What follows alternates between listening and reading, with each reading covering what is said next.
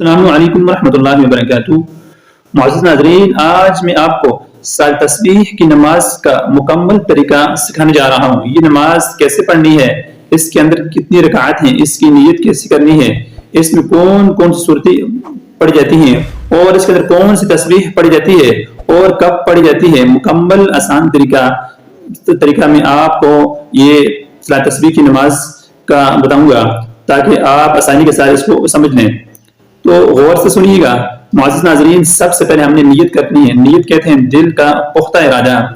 تو میں نیت کرتا ہوں صلاۃ تسبیح کی یا میں نیت کرتی ہوں صلاۃ تسبیح کی، تو اس طرح آپ نے نیت کرنی ہے۔ اس کے بعد ہم نے اللہ اکبر کہہ کر نماز کو شروع کر دینا ہے۔ اس کے بعد ہم نے ثنا پڑھنی ہے، سبحانک اللہم وبحمدک وتبارک اسمک وتعالی جدک ولا الہ غیرک، یہ ہم پڑھیں گے۔ تو اس کے بعد ہم نے اعوذ باللہ بسم اللہ نہیں پڑھنی، اس سے پہلے ہم نے 15 مرتبہ یہ تسبیح پڑھنی ہے جو آپ کو نظر آ رہی ہے، سبحان اللہ والحمد للہ ولا الہ الا اللہ واللہ اکبر ولا حول ولا قوة الا باللہ، یہ تسبیح ہم نے 15 مرتبہ پڑھنی۔ اس کے بعد ہم نے اعوذ باللہ، بسم اللہ اور سورہ فاتحہ اور کوئی سورت ہم جو ہے نا ملائیں گے، کسی کو سورہ اخلاص آ رہی ہے یا کوئی بھی سورت جو آپ کو آسان لگتی ہو، پڑھنے کے بعد آپ نے رکوع میں نہیں جانا، پھر یہ تسبیح 10 مرتبہ پڑھنی ہے، سبحان اللہ والحمد للہ 10 مرتبہ، پھر یہ پڑھیں گے۔ پھر اس کے بعد ہم رکوع میں جائیں گے، رکوع میں تسبیحات کے بعد سبحان ربی العظیم 3 مرتبہ پڑھیں یا آپ 5 مرتبہ یا 7 مرتبہ۔ اس کے بعد پھر ہم نے رکوع کے اندر 10 مرتبہ یہ تسبیح پڑھنی ہے، سبحان اللہ والحمد للہ۔ یہ پڑھنے کے بعد پھر ہم نے اوپر قوما کرنا ہے۔ قوما کرنے کے بعد سمیع اللہ لمن حمدہ ربنا ولک الحمد، یہ پڑھنے کے بعد ہم نے 10 مرتبہ پھر یہ تسبیح پڑھنی ہے۔ اس کے بعد پھر ہم نے سجدے کے اندر جانا ہے، سجدے میں تسبیحات پڑھنے کے بعد 10 مرتبہ پھر ہم نے اس تسبیح کو پڑھنا ہے۔ پھر اس کے بعد ہم نے اوپر آنا ہے، جلسہ کرنا ہے، جلسے کے اندر پھر ہم نے 10 مرتبہ یہ تسبیح کو پڑھنا ہے۔ اس کے بعد ہم نے دوسرا سجدہ کرنا ہے، دوسرا سجدہ کرنے کے بعد ہم نے ان میں تسبیحات پڑھنے کے بعد پھر ہم نے اس تسبیح کو 10 مرتبہ پڑھنا ہے۔ تو یہ ایک رکعت مکمل ہوگی۔ اس ایک رکعت کے اندر آپ نے تسبیح کتنی پڑھی؟ 75 مرتبہ آپ نے مکمل کرنی ہے، 75 مرتبہ آپ نے تسبیح کو مکمل کرنا ہے۔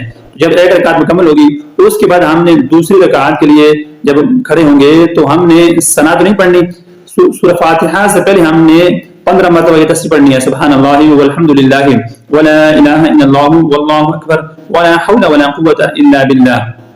اس کے بعد ہم نے سورہ فاتحہ پڑھنی ہے، کوئی سورت ملانی ہے، اس کے بعد پھر ہم نے 10 مرتبہ یہ تسبیح پڑھنی ہے۔ پھر اس کے بعد رکوع میں تسبیحات کے بعد پھر اس کے بعد اوپر کھڑے ہو کر سمیع اللہ لمن حمدہ ربنا ولک الحمد پڑھنے کے بعد 10 مرتبہ، پھر سجدے میں تسبیحات کے بعد پھر جلسے میں تسبیحات جلسے میں 10 مرتبہ، اس کے بعد پھر دوسرے سجدے میں 10 مرتبہ۔ تو یہ 2 رکعت ہوں گی۔ جب 2 رکعت پڑھنے کے بعد ہم جب تشہد میں بیٹھیں گے، دعا پڑھیں گے، اس کے بعد پھر ہم تیسری رکعت کے لیے کھڑے ہوں گے۔ تو تیسری رکعت میں پہلے ہم نے ثنا پڑھنی ہے، اس کے بعد پھر ہم نے یہ تسبیح پڑھنی ہے، 15 مرتبہ پڑھنی ہے، سبحان اللہ والحمد للہ ولا الہ الا اللہ واللہ اکبر ولا حول ولا قوة الا باللہ۔ اس کے بعد پھر ہم نے سورہ فاتحہ کی سورت پڑھنے کے بعد پھر ہم نے 10 مرتبہ پڑھنی ہے، پھر سجدے میں جا کر پھر قومے میں 10 دفعہ، پھر سجدے میں جا کر 10 مرتبہ، پھر جلسے میں اوپر آ کر 10 مرتبہ، پھر دوسرے سجدے میں 10 مرتبہ۔